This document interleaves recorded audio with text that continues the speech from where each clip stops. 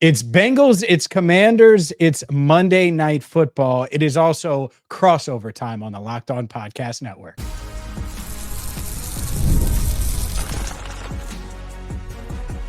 You are Locked On Bengals, your daily Cincinnati Bengals podcast.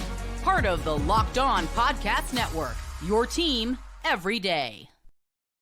Hi again, everyone, and welcome in to a special crossover Monday Night Football edition. I'm James Rapien of Locked On Bengals. He is David Harrison of Locked On Commanders, and we are part of the Locked On Podcast Network, your team every day. Today's episode is brought to you by PrizePicks. Go to prizepicks.com/LockedOnNFL and use code all lowercase LockedOnNFL to win $50 instantly when you play $5.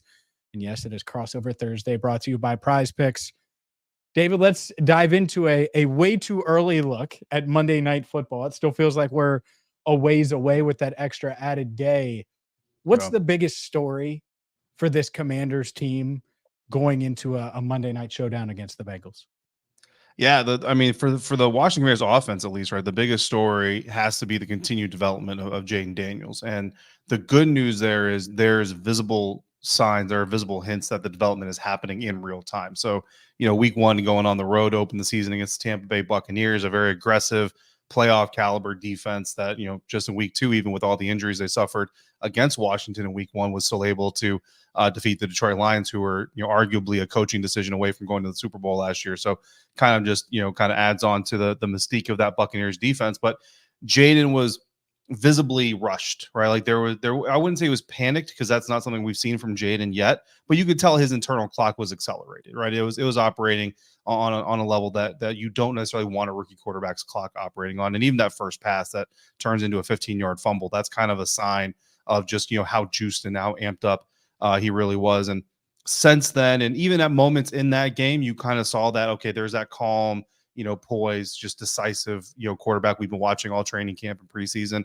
But in week two, you really saw a bigger return to that normal version of Jayden Daniels. And it's interesting, because looking at early trends, and obviously those numbers can be incredibly deceiving, but looking at early trends, stylistically, the Giants defense, the Bengals defense have kind of approached things somewhat similar to what they showed Jayden. So Jayden could be coming into this situation kind of having a little bit of experience, at least seeing the same type of structure as far as what he's going to see pre-snap. And so in theory, that could possibly should make him feel even more comfortable, and you might see that clock slow down just a little bit more. I know one thing during the pre-draft process, everyone talked about his size, of course, and just how lean he is, but that the hits he took at LSU, he took some big hits, whether it was in the pocket trying to extend plays. Obviously he can run as well. Mm-hmm. How has he adjusted to life in the NFL yet? Is he still taking those kind of hits 2 weeks into his NFL career? Yeah, he's taken a couple. The big one that everybody's talking about is there was, I think it was third and I don't want to say it was third and 11, maybe third and 10. It was somewhere around there. And he drops back to pass, doesn't find a target, so he takes off and runs, and he takes on two Giants defenders and ends up getting the wind knocked out of him. Now, of course, as he's laying on the surface of now newly named Northwest Stadium in Landover, Maryland, the fans just go silent, and you can almost like hear the ringing of people saying it's RG3 all over again, and he takes too many hits, and he's too reckless, and all this other stuff. And then he kind of points to his chest, and everybody in the press box is like, "Oh, he got the wind knocked out. He's going to be fine." He gets up, leaves for a play, comes back on. The crowd goes wild. He ends up leading them on a field goal, scoring drive on that drive. So that, everything goes well. But it's really kind of one of those things where Jayden is going to be a competitor. At the end of the day, like that's what got him here. That's what he's going to be. That's who he is. And on a 3rd and 10 where he gains 11 yards and takes that hit, like you just kind of have to kind of live with that. You're not going to be able to tell him not to do that. And honestly, as well that like no NFL coach is going to tell him not to do that. To be quite honest with you, they're going to tell him like, you got to go out there and do what you got to do for your team. Now it's the 2-yard sack where you ran 15 yards and then get hit as you're going out of bounds that you want to see him get rid of. And I do think that he's obviously cognizant of it. You saw it more so in the Buccaneers game than the Giants game, but he is aware of it. He knows it needs to do it. It's just a matter of him just kind of going through and just picking and choosing, and then watching on film. There's going to be opportunities where the coaches say, look, right here, really great play, escaping the early sack, but maybe throw the ball away instead of taking that hit, later on. What else about this offense has worked or not worked. You mentioned the field goal drive, and there were plenty of field goal drives against the Giants, and that's it. It obviously stalled out when you want to get 7 and you're settling for 3. Bengals fans certainly recall Austin Seibert in stripes once upon a time, and he saves the day for Washington. But why have we not seen more touchdowns? What's been the issue?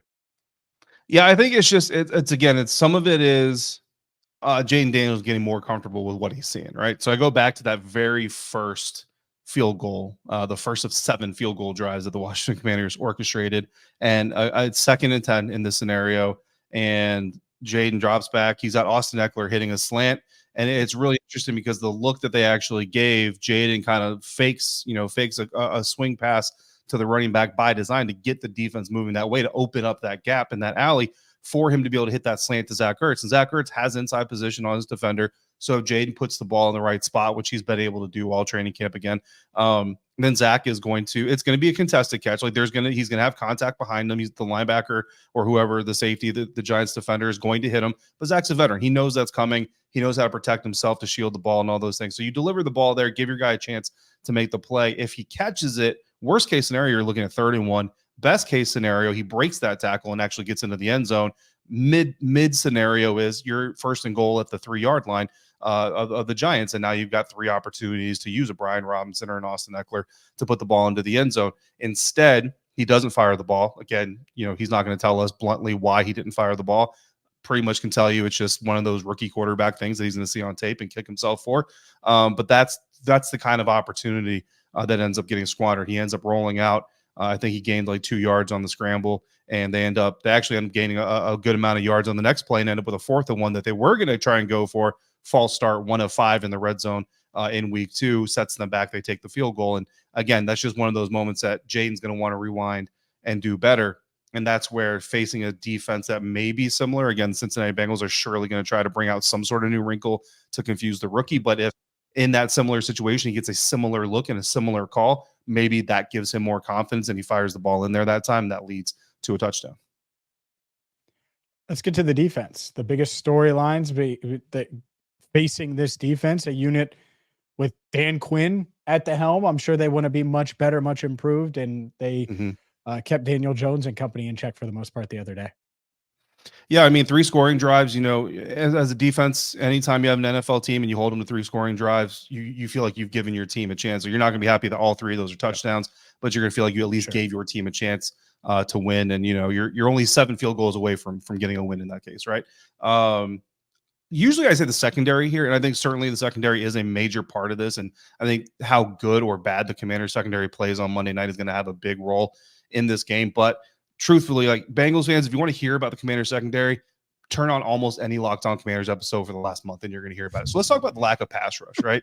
Because this Dallas Cowboys coaching staff, Dan Quinn, Joe Wood Jr., who's the D coordinator coming over with Dan Quinn from Dallas, that was kind of one of their main things in Dallas, was getting after the quarterback. And you hear Dan Quinn talk about it, you hear Joe Wood Jr. talk about it, like creating takeaways, getting at the quarterback. That is their MO everywhere they've been, whether it's been together or separate. That's been part of their identity. And that's not happening here in Washington. We've got 1 takeaway, and truthfully, that 1 takeaway was actually created from Bobby Wagner getting pushed out of position, Benjamin St-Juste losing outside contain, Jeremy Chin taking a terrible top angle on Devin Singletary as he's trying to bring the ball carrier down, but allowing Ben St-Juste to recover from that terrible contain that he didn't have and punch the ball loose. Jeremy Chin is able to come back from his terrible tackle attempt to recover a fumble. So it's like this comedy of errors that ends up in the first takeaway of the season. So the coaches are going to celebrate the result, but man, that operation's got to get cleaned up. And that's while that's not a pass rush entity, it's just kind of an overall kind of part of this team that's just not clicking right now, is that defense. And obviously, anytime you have a defensive minded head coach with a aggressive defensive reputation, that's a little bit worrisome in the early parts. Like, okay, you got the offense kind of, we don't call it nailed, right? But you got it running smooth.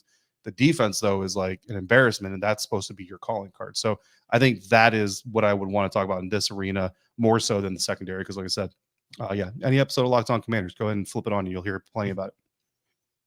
The Bengals certainly want to keep it that way, keep it the embarrassment level and the secondary issues level. We'll see if we can do that. We'll flip the script here and start the Bengals conversation. coming up next. Today's show is brought to you by Arena Club. For most of us that like collecting cards, the idea of spending $2,000 or more on an Ellie De La Cruz rookie or Patrick Mahomes rookie or Jayden Daniels rookie or Joe Burrow rookie, well, it's just not in the cards. And if you love collecting, but you don't want to drop serious money, thanks to slab packs from arenaclub.com, it's possible to score gem mints for a fraction of the retail price. Every card that I mentioned, whether it's Mahomes, Ellie, it's from last week's Arena Club slab pack drop. That's it. Arena Club slab packs are revolutionizing the repack game with transparency. After your pools are revealed, they'll immediately be placed in your showroom for safekeeping, selling, trading, or auction. The Arena Club grading process is accurate, fast, and transparent. And right now you can get 10% off your first slab pack or card purchase by going to arenaclub.com/lockedonnfl and use code LockedOnNFL. Again, that's arenaclub.com/lockedonnfl, code LockedOnNFL for 10% off your first purchase. If we were to tell you coming into week 3 that the 2 Heisman Trophy LSU quarterbacks are combined 1-3 for the season, you would probably respond with, "Oh man, which game did the Bengals lose?" But it turns out it's actually the game that the Commanders lost that is in that conversation, and the win that the Commanders have versus the Bengals. Continuing this Locked On crossover Thursday episode of Locked On Bengals, Locked On Commanders. James, what's going on with Cincy, man? What's going on in the jungle? Man, that week 1 loss is just going to hover until they start winning games and get over 500 and look like the team that really, to be honest, we saw against the Chiefs. And that's the downside. You can't lose the games that you're supposed to win early in the year when you have the Chiefs week 2, because now you're 0-2 for a third straight year. And that is the biggest storyline, is the fact that this Bengals team that clearly prioritized getting off to a fast start. In 2022, it was Joe Burrow and the appendectomy right as training camp started. His appendix burst and he loses a bunch of weight and he's playing catch up, and just not himself early in the year. They ended up in the AFC Championship game. They turned it around, but they started 0-2, 2-3 last year. They start 0-2 as well, dropped to 1-3. Then they get to 5-4 or 5-5 when Joe Burrow goes down. They had the lead against the Ravens on Thursday Night Football when he suffered that wrist injury. So it looked like they were going to get out of that hole that they dug themselves into. And now it's the same story, whether it's fair or not, regardless of how it felt against the Chiefs versus the Patriots. And it's a complete 180. You lose to the Patriots and it's like, oh, the world is ending. And then you come this close to beating the defending champs and it's like, oh, well, maybe the Bengals are good. And so now it's up to them to go prove it. And it has to start with a win on Monday Night Football against the Commanders. Yeah, I mean, look, I think that, Tony Wiggins and I on Locked On NFL Wednesday had this conversation of who is the best 0-2 team in the NFL. And hands down, it's either the Baltimore Ravens or the Cincinnati Bengals.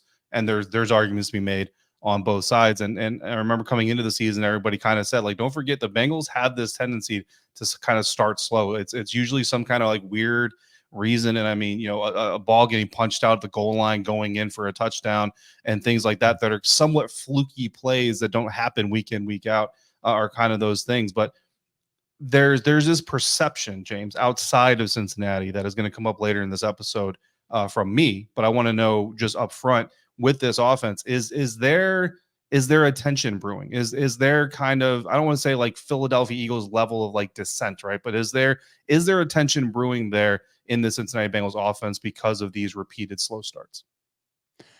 I don't think there's a tension, but I think that there's definitely some urgency, and it's a tough spot because you have Jamar and you have his situation, and I get it. Everyone saw him erupt the other day. I think Jamar Chase is going to be fine.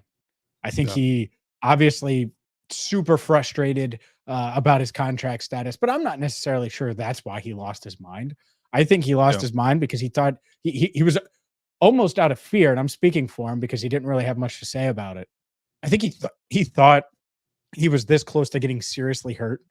Right. And then the official probably stood up to him a little bit and he's like, what? And then he just saw red and lost his mind, which you can't do. Got flagged for it in a big moment, hurt the Bengals. But offensively, it would be nice to get T. Higgins back. We'll see if they can do that. But the key here, and we saw a lot of good out of Joe Burrow against the Chiefs and a lot of bad from him against the Patriots. You need him to continue to progress and move forward. And at the same time, if T. Higgins is out, which we won't know probably until Sunday, we might not. I think he's going to be very tentative with how hard he pushes this because he has a history of hamstring injuries. It's like, all right, well, the Commander secondary is beatable. Well, can these other receivers, if T is out, win and win consistently and win downfield and all of the things that you think about the Bengals offense doing, but they haven't had a ton of explosive plays up to this point. Yeah, and that's the other question, man. Like, so with Jamar Chase and with T. Higgins being out so far, and obviously the Commanders are going to encourage the Bengals, like, hey, just give T another week of rest. You got a long season ahead of you. Go ahead and just let him have the weekend off. It'll be okay. Bring him back week 4. But from what I've been able to watch so far, and I haven't watched every single snap, just full transparency out there, but from what I've been able to watch so far of how the Kansas City Chiefs attacked Jamar Chase, it's almost like a triangle defense, man. Like, it's really something that I haven't seen very often in watching film. And in a lot of reps, there's literally a triangle of Chiefs defenders around Jamar Chase, and there's downfield contact. They're not grabbing, but they're bumping. And it's almost like, kind of reminds me like Hack-a-Shack, right? And like, to a certain extent, if you're going through that all game long, and then like that tackle that you mentioned happens if you're Jamar Chase, I get why you're upset. You're like, dude, like, these guys are bumping me 12 yards downfield, and they're running into me, and they're smart about it because they're doing things where they're like, oh, look, I'm going to cover this tight end. Oh, no, I ran into Jamar. My bad. It's a mistake. And obviously the defender has the right to their own ground as well. How do the Bengals, if T. Higgins can't go Monday, how do the Bengals prevent the Washington Commanders from being able to, because, this is a copycat league. I think they're going to see that triangle defense, for lack of a better phrase, on Jamar Chase. How do they prevent the Commanders from being able to try to stop Jamar Chase with a village of defenders? Yeah, I think that's something Zach Taylor and offensive coordinator Dan Pitcher, they have to figure out, because it can't matter. Like, Jake and I talked about this on yesterday's show a little bit. You have to find ways, as hard as it is, you have to find ways to take advantage of having Jamar Chase on your roster. And it can't just be, oh, well, he's tripled or he's doubled. Yeah. They're taking him away. So let's take advantage of these one-on-ones. A lot of times that's the case, but finding ways to get him in one-on-one situations where Joe just throws it to him and you expect Jamar to go make a play, you need to find ways to do that. We saw Justin Jefferson with a 97-yard touchdown the other day. He gets doubled too. He gets treated, maybe not like the Chiefs did, but obviously he commands as much attention as anyone. And so you have to find a way to unlock him, because I agree with you. That's the other point, is it's not like he was having a huge game. And so when you're getting bumped and hit and grabbed and all of those things, guess what? The Commanders saw that. They're going to try to get in Jamar Chase's head too. It's not going to be the other way where it's like, oh, we don't want to bother Jamar. They're going to want to bother Jamar. And so, yeah, it's up to this offense to find ways to unlock him. And then the other element of it is relying, and I think they did find something last week in their tight end usage, whether it's Eric All, obviously Mike Gesicki's the name everyone knows, and then Drew Sample. These guys combined were on the field together as a trio, and the Bengals never really run 13 personnel, but they were doing that some. Mike Gesicki had seven catches, and they combined for 14 grabs together. Eric All had 4, Sample had 3. So that's another element. If they don't have T. Higgins, I think they'll lean on. Yeah, absolutely. That's an interesting concept. And there are things, I'm not going to give it away too often or too obviously, but there are things that the Bucs and Giants both did that certainly exploited the Washington Commanders secondary that I'm sure the Bengals they've got the people in the building. They don't need me to give it away anyway, but they're going to be able to look at those things. Let's lower the defensive side, James. I was reading a very well-written article on Cincinnati Bengals on SI. You might be familiar with that publication about some of the defensive struggles injury-wise and some new players. How are these frontline injuries going to impact Monday night's game? Wow. I mean, we'll get to it in keys, but yeah, I think, can you stop the run? Can you do it without potentially a BJ Hill? You're starting nose tackle, essentially, even though he's just really a 3-tech, and a guy in Sheldon Rankins, both guys dealing with hamstring injuries, and you're already without Chris Jenkins. Who knows if he plays this week? He missed the first 2 games. McKinley Jackson as well. So you're starting with your fifth defensive tackle essentially, and you're going from there. They signed Lawrence Guy this week. I think he will play a decent amount right away, and so it is going to be really interesting to see how they can contain the run. Because what do you want to do, rookie quarterback on the road, prime time? If you're Washington, you want to run the ball, and the Bengals, they're going to have to try to stop the run, prevent explosives, make Jayden Daniels try to beat them with his arm and push the ball downfield, all of those things. The Bengals defense hasn't given up many explosives. And so I think that's it's a huge, huge key for Sunday, or for Monday rather. And it might be in the keys to the game. Let's continue this conversation, tie it all together. We will do that. Bengals Commanders coming up next. And we're going to do that on this crossover Thursday, thanks to our friends over at FanDuel. And over the last couple of years, you've heard us talk a lot about FanDuel. It's because FanDuel is America's #1 sports book. And we've got a little something different for you that's been going on all September long. This is the final weekend to get in on this amazing deal. Through September 22nd, all FanDuel customers, you bet $5 and you get a 3-week free trial of NFL Sunday Ticket from YouTube and YouTube TV. Then, as long as you have a YouTube TV base plan, you'll be able to watch every single regular season Sunday afternoon out-of-market game, and all you need is a Google account and a current form of payment. You can cancel that thing at any time. And James, even though I'm working every Sunday, almost every Sunday, not this Sunday, obviously, I still took advantage of this deal, and I've got my phone sitting there with YouTube TV up on NFL Sunday Ticket, and I just, on timeouts, halftime, right, I catch up with what's going on around the league. It's a great deal. Right now, the Washington Commanders, 7.5-point underdogs in week 3 against Cincinnati Bengals, was an 8.5-point line at one point in time. So people are taking the Commanders with those points. So the odds makers are kind of adjusting things. The over-under is 48.5. Even if you don't want to bet on the Bengals or Commanders, again, drop a $5 bet by September 22nd on anything. You get that free trial. Just go to FanDuel.com to download America's #1 sportsbook. It's Bengals and Commanders on Monday Night Football. This crossover Thursday presented by PrizePicks. Go to prizepicks.com/LockedOnNFL and use code all lowercase LockedOnNFL to win $50 instantly when you play $5. All right, David, let's dive into, on the Commanders side, the 3 most important things. If they're going to win, if they're going to improve to 2-1 and send the Bengals to somewhere that, even though they've started 0-2 in back-to-back years, and this is their 3rd straight year at 0-2, they've never started 0-3. So the pressure is on the Bengals to keep that streak going as much as it is the 0-2 starts that they always seem to get off of. But what are the 3 most important things for the Commanders to win on Monday night? Yeah, I mean, I think the pressure is on the Bengals. I think that's something to remember heading into this matchup as well. And I think the 3 things the Commanders got to do: continue to get Jayden Daniels the opportunities to make plays for his offense, and trust that growth is going to continue to be there. Score at least 3 touchdowns, which might be a tall task. And I think you got to frustrate Ja'Marr Chase. You know what I mean? I think those are the 3 things. Again, get Jayden Daniels those opportunities to make plays, score those tutties instead of those field goals, and frustrate Ja'Marr Chase in front of his home crowd in prime time.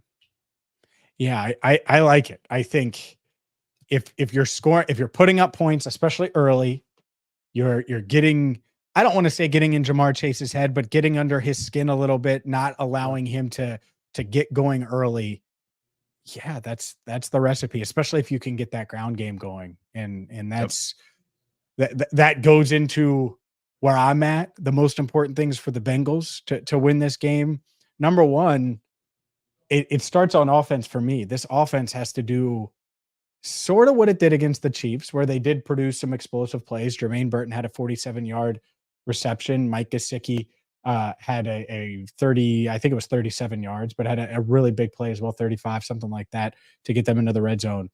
But the thing they didn't do is convert in the red zone, especially early. And so score touchdowns. As simple as it is, it hasn't been easy for the Bengals to do. And even on one of the touchdowns they scored on Sunday, they had to go for it on 4th down inside their own 5 to get it. So you got to score touchdowns and generate explosive plays. That would be number 1.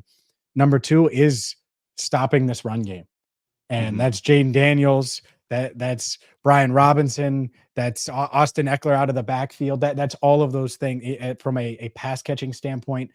I'll group all of those guys together. You can't let that happen and that get going, because if it does, then it's going to potentially open up stuff downfield. And the Bengals have been good at containing that for 2 weeks. It has to be 3. The last thing you want is for Brian Robinson to be running for 5.5 yards per carry or something like that, which isn't crazy when you look at the state of this Bengals defensive line. And then 3, make Jayden Daniels uncomfortable. Get pressure on him. Don't let him stand in the pocket all day. And it's been a mixture because Trey Hendrickson has been good in back-to-back weeks. Last week, he was able to get to Patrick Mahomes. The week prior, did not get to Jacoby Brissett. They had 1 sack on Brissett, and it was where he kind of slid down and was tagged down by Dax Hill. You need to get some pressure on the rookie, make him feel it early. So he's questioning things a bit. And I wonder if they can. Well, I know they can do it. I wonder if they will do it. And so if they can get pressure on him early and slow down the run, I think that would be huge. I think if the Washington Commanders make one request in that stadium on Monday night, it would be don't play the Monday Night Football music. Because here's the thing. Jayden Daniels is a cool cat, right? I've actually had this analogy all through training camp. I shared it with Jayden's mother, and she loved it. She's like, it was spot on. And I said, Jayden's the kind of dude that if he wakes up in one day and his house is on fire, he's going to collect all of his valuables. He's going to collect whatever pets or anything that he loves in his house. And he's going to walk very slowly out of his house because nothing gets this dude to panic. Like nothing makes this guy panic. But again, first NFL game on the road, you saw that clock speed up. Again, I don't get to panic. Like I don't get to the level where I say he was panicking, but you definitely saw that clock was running very, very fast internally. It's your first primetime game. It's your first Monday Night Football game. And any football fan grew up watching Monday Night Football. You hear that Monday Night Football music. And James, I mean, you're human, man. It just does something to you. And you're in the jungle. You got these Bengals fans.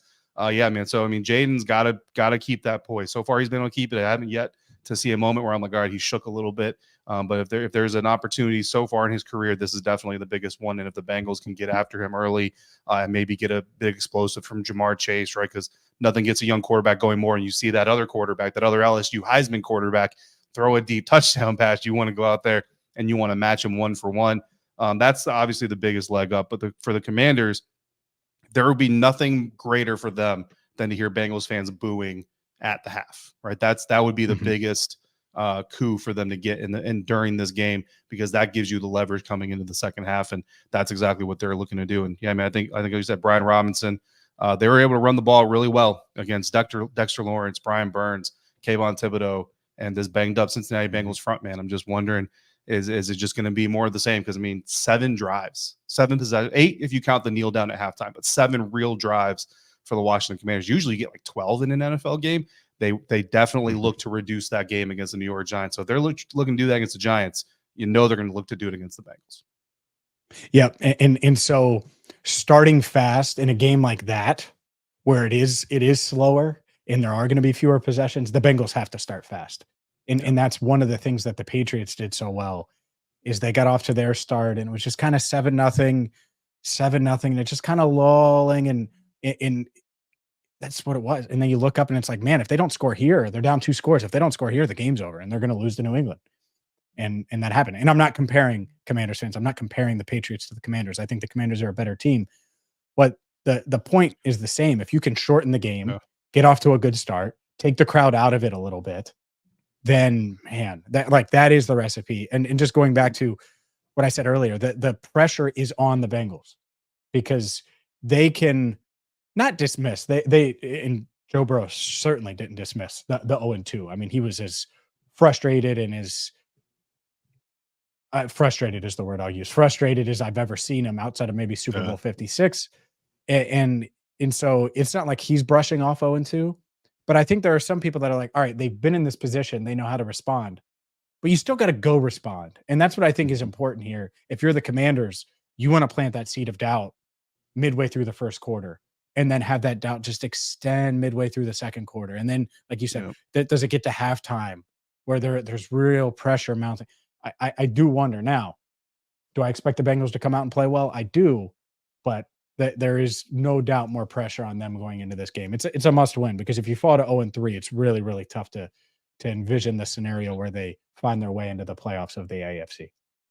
Yeah, no, I 100%. It is a must win for the Bengals. It's definitely a want to win. I kind of talked to Commanders fans. The over under preseason was 6.5 wins for the season, and I said I think they hit the over, but I kind of have them right at 7 wins. And And there were 8 games against playoff teams last year. There were 2 games against teams with winning records that missed the playoffs. And I said the Commanders need to split those 2 games, go 1-1. This is the first one of those games. So if they can win this one, you get that split out of the way. You already have that split in the bag, going away for the rest of the season. So if you can pull this off, and again, all the pressure is on Cincinnati because just look at the spread, man. Washington is not supposed to win this game. And no offense intended for anybody, but in the grand scheme of the NFL community and the national ecosystem of football, Commanders fans know it. The Patriots and Commanders are kind of in that same community. They're in that same group of teams that nobody really respects and thinks much of.